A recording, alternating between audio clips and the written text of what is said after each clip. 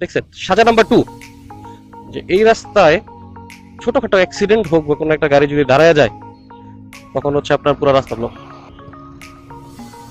এই যে দেখছেন, এই একজন একটা গাড়ি আছে এখানে যে লাগাই দিছে গাড়িটারে, এখন হচ্ছে পুরো রাস্তার জিওগ্রাফি চেঞ্জ হয়ে যাবে। দেখছেন, এই হচ্ছে সাজা নাম্বার 2।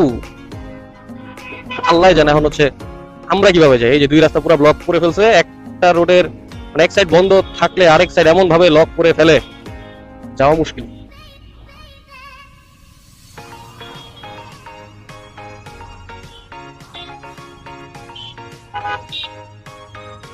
কিছুটা জায়গা পার হয়ে আমরা আমাদের লেনে চলে তো আসছি, কিন্তু এই দেখেন, ঠিক আছে, এই একটা জ্যাম লাগার কারণে সবাই ডাবল লেন করে ফেলছে।